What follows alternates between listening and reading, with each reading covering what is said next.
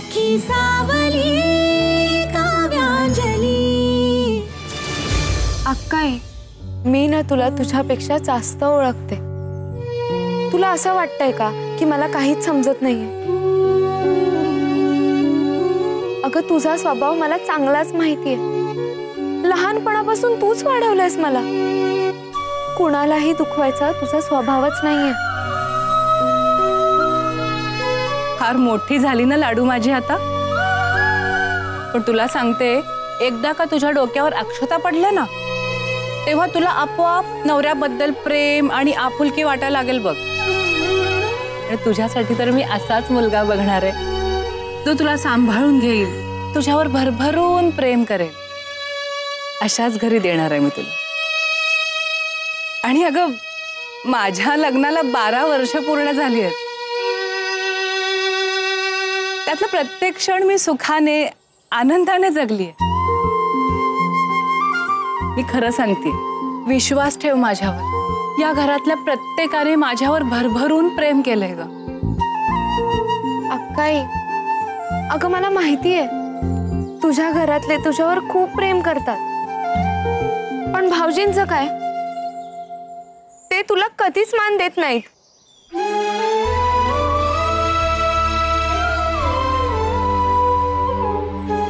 अगं वेडाबाई, नवरा बायकोचं नातं हे मान अपमानाच्या पलीकडेच असतं अगं। त्या नात्यात असतं ते फक्त आणि फक्त प्रेम। आणि लग्नानंतर कधीतरी बाईला तडजोड करावीच लागते ना। म्हणजे लग्नानंतर फक्त बाईनेच तडजोड करायची का?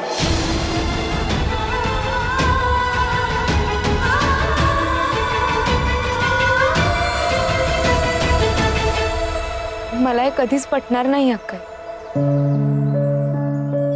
येते मी।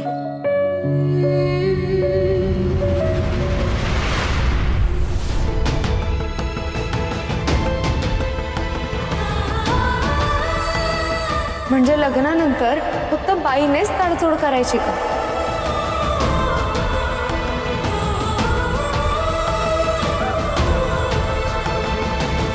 प्रीतम, अरे इतक्या घाईघाईत का बोलवलंयस मला? सगळं ठीक आहे ना? काही ठीक नाही, सगळं संपलंय। म्हणजे तुझ्या आईने ती पेपर मधली बातमी वाचली वाटतं।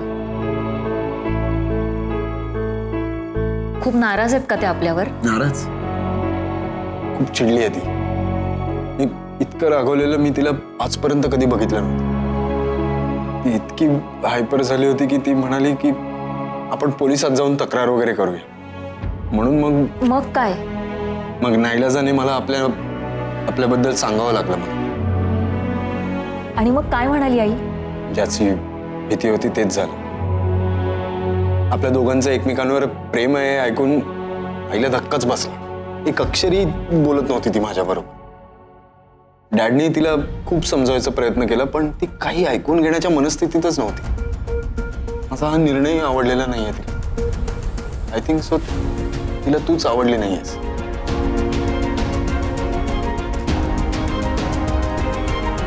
मग आता काय करायचंय आपण? एक सांगून एक, हे आपल्या दोघांसाठी खरंच शक्य नाहीये, पण जमलं तर विसरून जा मला। आपलं लग्न होणं शक्य नाही। प्रीतम, अरे हे तू बोलतोयस, कशी विसरू तुला? अरे माझं मनापासून प्रेम आहे तुझ्यावर। पण तूच म्हणाली होतीस ना, आपल्या नात्यामुळे जर माझ्या आणि आईच्यात दुरावा निर्माण होणार असेल तर तू माघार घेशील। आता का नाही म्हणतेस? अरे पण तू हे सगळं इतकं सिरियसली घेतलंस? अरे मी नाही जगू शकत तुझ्याशिवाय। शिवा दादा, आज ना भाऊजींनी अक्काईचा पुन्हा अपमान केला। मला हे नाही पटत रे। आणि माझ्या अक्काईसारखी बायको मिळायला ना नशीब लागतं, पण भाऊजींना तिची किंमतच नाही। अंजली, ते भाऊजी आहेत ना, इकडे काय करतायत?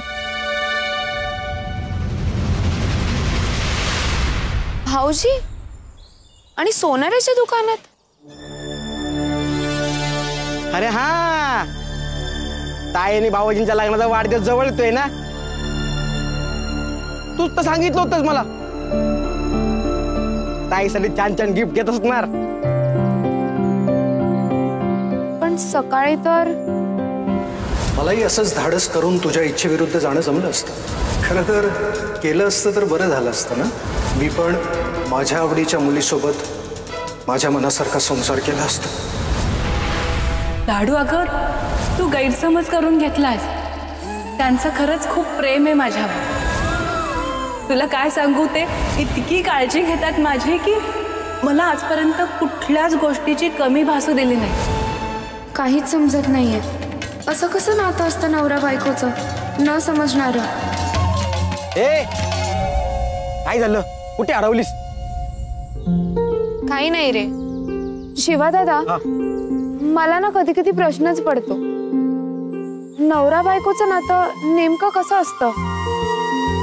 प्रेमाचं, तडजोडीचं की नाईलाजाचं? आपल्या नाईलाज आहे. प्रीतम ऐक ना, हवं तर मी बोलते तुझ्या आईशी. मी सांगेन त्यांना तुमच्या मुलावर माझं मनापासून प्रेम आहे. मी हवं तर हात जोडेन, त्यांच्या पाया पडेल. हां बरं, चालेल, तसंच करूया. आज काय तो ऑप्शन दिसतो आता. फक्त येताना एक गोष्ट लक्षात ठेव की छान अशी साडी नेसून ये आणि गजरा माळून येशील. अरे पण ते कशासाठी? मला आणि माझ्या आईला तुला असं छान साडी नेसून गजरा माळलेला बघून खूप आवडेल. आणि इतकं करूनही त्या नाही म्हणाला तर? म्हणजे आपल्या प्रेमाला त्यांनी नकार दिला तर? प्रीतम, तू राहू शकशील माझ्याशिवाय?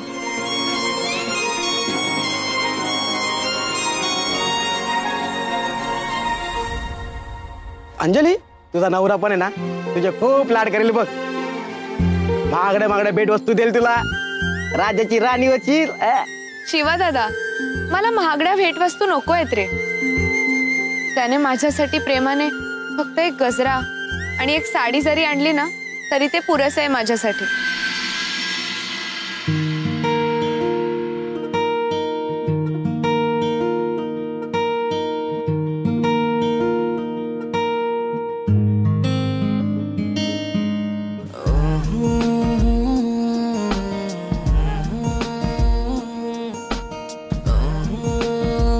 निक्स, तू आईला पसंत आहेस. आईने आपल्या नात्याला होकार दिला. काय? अरे माझा तर विश्वासच बसत नाहीये. आणि तू मगासपासून मला फसवत होतास आणि खोटं का बोललास मगाशी? काय सांगत होतास आणि किती माझी शाळा घेत होतास? कारण तू रागवलेली असताना खूप सुंदर दिसते.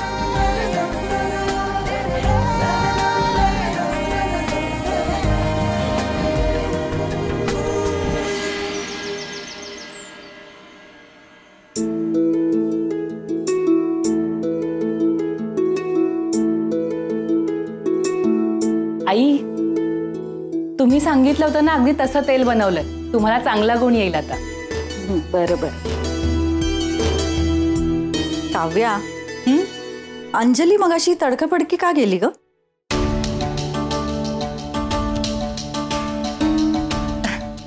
काही नाही आई, शिवादादा आहे ना, त्याच्याबरोबर बाजारात जायचं होतं सामान आणायला, म्हणून. फार मेहनत करते ती. गुणी आहे आपली अंजली.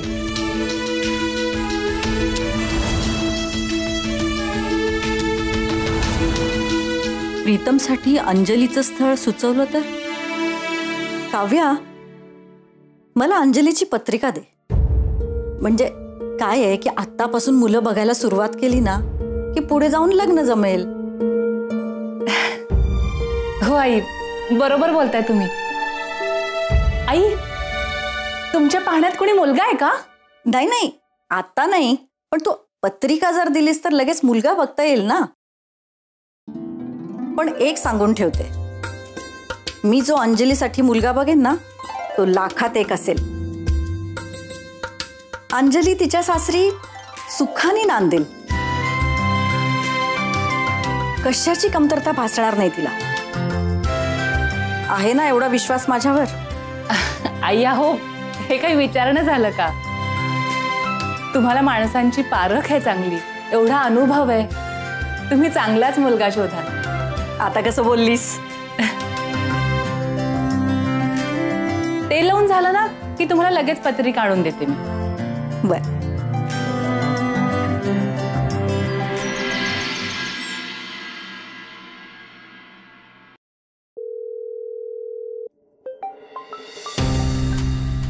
Yes I.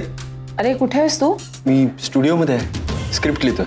हे बघ, आता जे काही काम करतोयस ना ते बाजूला ठेव आणि ताबडतोब घरी निघून ये. एक महत्वाचं काम आहे. काय झालं आई? तुला बरं वाटत नाहीये का? प्रेशर वगैरे वाढलंय का? मी येताना डॉक्टरांना घेऊन येऊ? अरे अरे अरे अरे थांब थांब, शांत हो. मला काही झालेलं नाहीये. आता तू सगळे प्रश्न फोनवरच विचारणार आहेस का की घरी पण येणार आहेस? चल निघ, लवकर ये घरी. ऑफकोर्स मी लगेच निघतोय. तू अचानक फोन केला म्हणून काळजी वाटली. हे बघ, सगळ्या गोष्टी फोनवर बोलता येत नाही. तू घरी ये, मग आपण बोलू. ओके.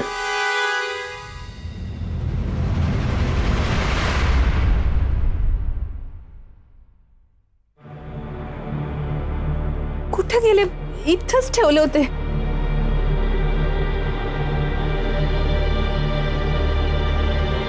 काव्या, अगं काय हा पसारा करून ठेवलाय? आणि तू मला अंजलीची पत्रिका देणार होतीस, त्याचं काय झालं? हा देते. ही घ्या पत्रिका, वरच ठेवले होते.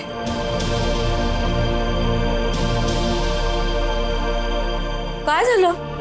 काय शोधते एवढी? आणि एवढी घाबरी घुबरी का झालीस? अय्या हो, मी ना माझे तोडे शोधत होते. अंजलीला बघायला पाहुणे आले होते ना, त्या दिवशी घातले होते मी. इथेच ड्रॉवर मध्ये ठेवले होते. आज म्हटलं आत नीट कुलपाट ठेवावे म्हणून बघितलं तर सापडतच नाहीये. काव्या, मी तुला 100 वेळा सांगितलंय, एका वेळी एकच काम करत जा. एका वेळी 4 गोष्टी करतेस आणि मग हे असं होतं. माझे तोडे तर ते ह्यांनी दिले होते मला. एकुलते एक सून म्हणून लग्नात किती हौसेने घातले होते मी तुला. शोध बरं, सापडते, शोध.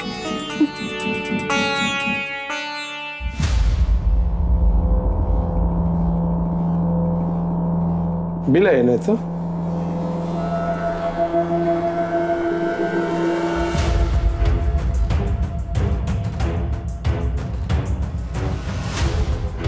ठीक आहे.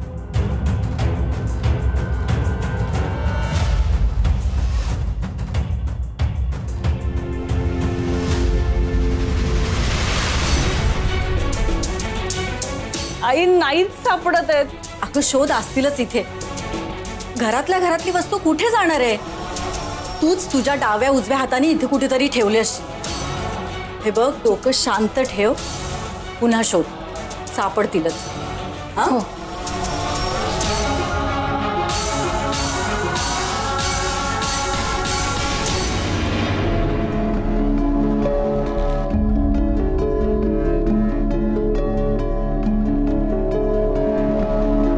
त्याचे घट कापून वगैरे अप्रॉक्स 2,65,000 पर्यंत होतील. चालेल.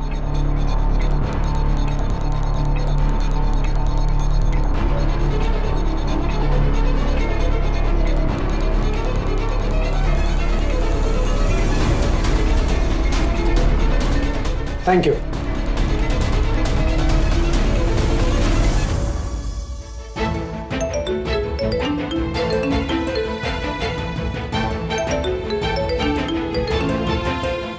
बोल. अक्काई, सॉरी, मी चुकले ग. तू ना बघाशी बरोबर म्हणत होतीस. भाऊजी तुझ्यावर खरंच खूप प्रेम करतात. मलाच कदाचित. नाही अगं, असं काही नाहीये. बरं ऐक ना, आपण नंतर बोलूया का? मी ना जरा कामात आहे. अक्काई, काही झालंय का? तुझा आवाज असा का ऐकू येतोय? कसलं टेन्शन आहे का अक्काई? नाही, टेन्शन वगैरे काही नाहीये. आपण बोलूया ना नंतर. मी खरंच कामात आहे अगं. बरं ठीक आहे. अक्काई, मी मगाशी एवढं बोलले म्हणून तू रागवली आहेस ना माझ्यावर? सॉरी अक्काई, मी उगीच रागारागाने निघून गेले. नाही अगं लाडू, मी नाही रागवले तुझ्यावर.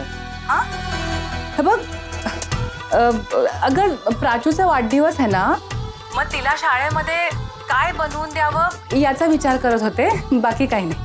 अगं एवढंच ना, मग कशाला काळजी करतेस? मी आहे ना मदतीला. आपण ना तिच्यासाठी काहीतरी छान बनवून देऊ तिला शाळेत, म्हणजे प्राचीही खुश होईल. मग तर झालं. आणि हो, आता टेन्शन नको घेऊस. हो हो कळलं. ठीक आहे, आता आपण बोलू नंतर. हा, मी खरंच कामात आहे. हा,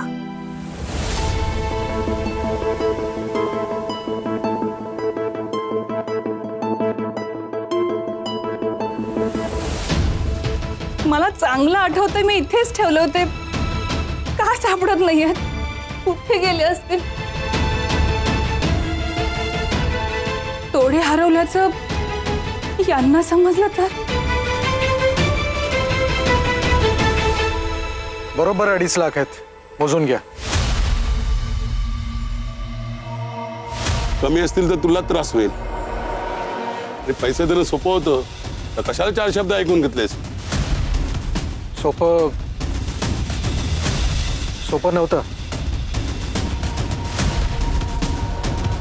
बायकोचे तोडे विकावे लागले तुमचं कर्ज फेडण्यासाठी.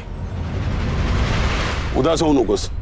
एक दिवशी तुला मीटिंगमध्ये असा जॅकपॉट लागेल की तुझ्या बायकोला 2 तोड्याच्या ऐवजी तू 4 तोडे घालशील. 4 तोडे. आणि कोणाचा लग कधी सांगून येत नाही. आता आपला जुना हिशोब संपला. आता नव्याने खातं सुरू करे. आता जोमाने बेटिंग कर. आजच अड्ड्यावर आहे. वाट बघतोय.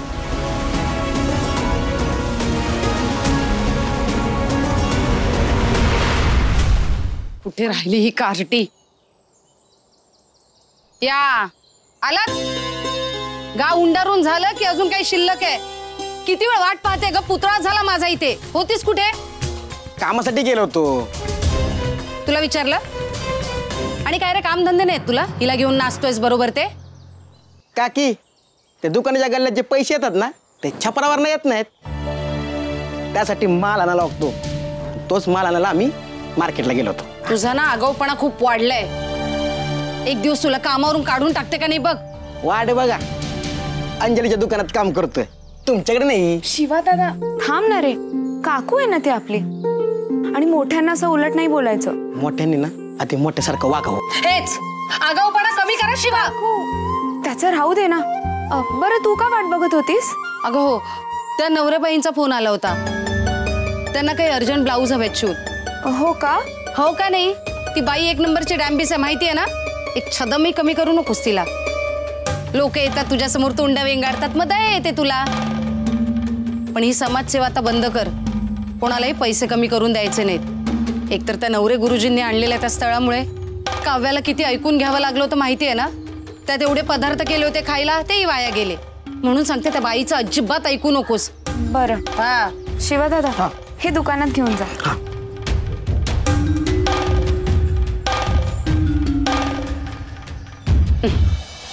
आणि तू इथे सुंबासारखा का उभा आहे? रात्रीचं जेवून जाणार आहेस? नाही, इतकी बोलणी ऐकली आहे ना की 2 दिवस पोटात जेवणच जाणार नाही. निघ जा, तोंड काळ कर. येतो. ला मोठा मला शिकवायला. अरे आण इकडे. नाही नाही तुम्हाला नाही. हा तुम्ही निघा. Okay thank you. जा स्नॅक्स आणि पाण्याच्या बाटल्यांचं बघ. जा लवकर जा. होत आहे. आई कुठे आहेस तू? हे काय सगळं? कोणी येणार आहे का? रिपोर्टर्स. मी प्रेस कॉन्फरन्स ऑर्गनाइज केली आहे. Press conference? अचानक का? अरे तू इतकं छान ऍप लॉन्च केलंयस, लोकांना कळायला नको का त्या बाबतीत? त्या दिवशी तू चीफ गेस्ट म्हणून कविता स्पर्धेत गेला होतास. तिथं या ऍप बद्दल सगळं सांगणार होतास ना. पण वृंदाची कृपा झाली, सगळा बट्ट्याबोळ झाला. म्हणून हा खटाटोप. पण त्याची काही गरज नव्हती. मी त्या ऍपचे काही मिलियन फॉलोअर झाल्यानंतर प्रेस बोलवणार आहेच. अरे हे इतकं छान ऍप आहे, तुझ्या फॅन्सना कळायला नको का? म्हणून मी ठरवलंय या ऍपला ना इतकं हाईप द्यायचं, इतकं हाईप द्यायचं, ही जी चिल्लर बातमी आली ना ती लोक विसरून जातील. नाही, मी माझ्या शो मधून लोकांपर्यंत हे ऍप पोहोचवतोच आहे. अरे पण एक प्रेस कॉन्फरन्स घेतली तर काय बिघडणार आहे का तुझं? बाळा, तू इतक्या कष्टाने इतकं मोठं नाव कमवलंयस. लोकांनी तुझ्या प्रोफेशनल लाईफ बद्दल बोलावं, कौतुक करावं, अगदी टीका जरी करायची म्हटली ना तर करावी त्यांनी. माझं काही म्हणणं नाही. पण प्रीतम, तुझ्या पर्सनल लाईफमध्ये कोणीही ढवळाढवळ केलेली मला चालणार नाही. मी ती खपून घेणार नाही.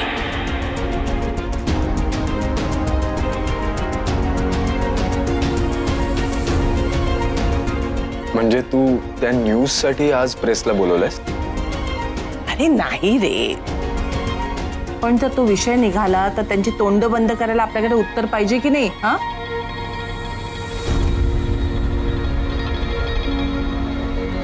तू सेलिब्रिटी आहेस, तुझे रेप्युटेशन जपायला नको का? हे बघ प्रीतम, उद्या तुझ्या आयुष्याचा ताबा जर दुसरा कोणी मिळवायचा प्रयत्न करत असेल तर ते मला अजिबात चालणार नाही.